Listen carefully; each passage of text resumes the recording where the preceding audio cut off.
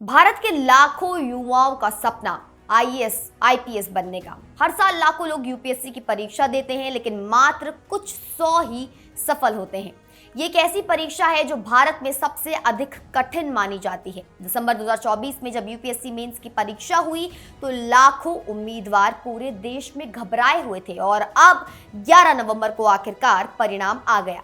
Union public service commission ने civil services examination mains 2025 के नतीजे घोषित कर दिए।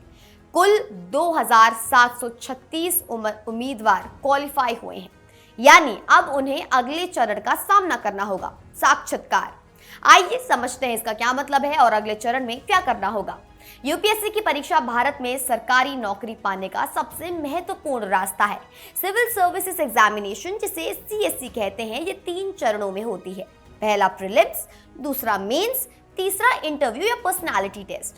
और अब मेंस का परिणाम आ गया है। 11 नवंबर को यूपीएससी ने ऑफिशियली घोषणा की कि कुल 2736 उम्मीदवार मेंस परीक्षा में सफल हुए हैं।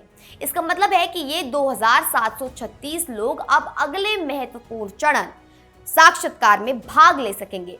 मेंस में पास करना ही काफी नहीं होता है, इंटरव्यू ही असली परीक्षा है, जहां फाइनल मेरिट लिस्ट तैयार होती है। हजारों लोगों को कॉम्पीट करना होगा सिर्फ कुछ 100 पदों के लिए। मेंस परीक्षा को क्लियर करना एक बहुत बड़ी उपलब्धि है, क्योंकि प्रीलिम्स से ही हजारों लोग बाहर निकाल दिए जाते हैं। प्रीलिम्स में लाखों लोग बैठते हैं, लेकिन सिर्फ कुछ हजार ही मेंस तक पहुंच पाते हैं। और मेंस से भी सिर्फ 2736 जो लोग हैं वो क्वालिफाई हुए हैं। तो सवाल ये है, अगले चरण में क्या होगा। यूपीएससी ने कहा है कि ये 2736 उम्मीदवार अब पर्सनालिटी टेस्ट यानी साक्षात्कार देने के लिए एलिजिबल है। लेकिन एक छोटी सी बात और है, 3 उम्मीदवारों के नतीजे होल्ड पर रख दिए गए हैं, क्योंकि उनके अगेंस्ट कुछ कोर्ट केसेस लंबित हैं। इसका मतलब है कि जुडिशियल प्रोसेस कंप्लीट होने तक इन तीनों के नतीजे घोषित नहीं किए जाएंगे। अब आते हैं सबसे महत्वपूर्ण बात पर कि आगे क्या करना है। जो उम्मीदवार मेंस क्लियर कर चुके हैं उन्हें अब यूपीएससी की ऑफिशियल वेबसाइट upsc.gov.in पर जाना होगा। वहां एक लिंक होगा, written result civil services main examination 2025। इस लिंक पर क्लिक करने से एक पीडीएफ खुलेगा जिसमें सभी सक्सेसफुल कैंडिडेट्स के रोल नंबर्स लिस्टेड होंगे। उम्मीदवारों को अपना रोल नंबर खोजना होगा। Ctrl+F का शॉर्टकट इस्तेमाल करके आप ये काम बहुत जल्दी कर सकते हैं। अगर आपका रोल नंबर इस सूची में है तो मुबारक हो, आप इंटरव्यू में जा सकते हैं। लेकिन ध्यान रहे, सिर्फ सूची में आ जाना काफी नहीं है। अब एक और महत्वपूर्ण काम बाकी है। यूपीएससी ने कहा है कि जो कैंडिडेट्स इंटरव्यू के लिए सिलेक्टेड हैं उन्हें अपने ओरिजिनल सर्टिफिकेट्स और डॉक्यूमेंट्स ले जाने होंगे। ये डॉक्यूमेंट्स बहुत महत्वपूर्ण है, क्योंकि इंटरव्यू के समय डॉक्यूमेंट वेरिफिकेशन होता है। आपको क्या क्या दस्तावेज ले जाने होंगे, इसके बारे में भी बात कर ले। पहला, शैक्षणिक योग्यता का प्रमाण। दूसरा, उम्र का प्रमाण। तीसरा, अगर आप किसी रिजर्व कैटेगरी से हैं जैसे एससी, एसटी, ओबीसी, तो उसका सर्टिफिकेट भी चाहिए होगा। चौथा, ईडब्ल्यूएस कैटेगरी का सर्टिफिकेट अगर आप एप्लीकेबल हो। पांचवा, अगर आप PWBD person with benchmark disability हैं तो उसका भी सर्टिफिकेट चाहिए होगा। और छठा, ट्रैवल अलाउंस फॉर्म और अन्य डॉक्यूमेंट्स जो यूपीएससी ने मांगे हैं।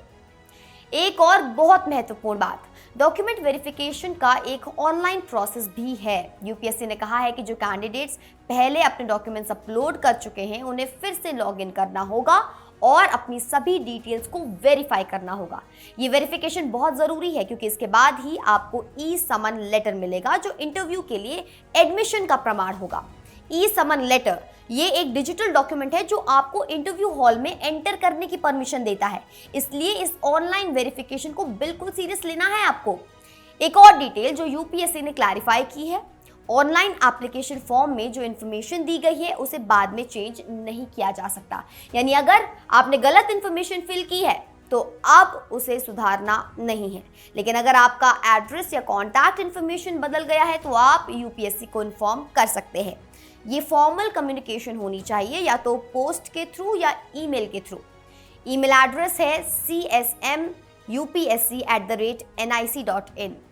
लेकिन याद रहे, ऑनलाइन एप्लीकेशन फॉर्म की मेन इन्फॉर्मेशन को चेंज नहीं किया जा सकता, इसलिए फॉर्म फिल करते समय बहुत सावधानी रखनी होगी।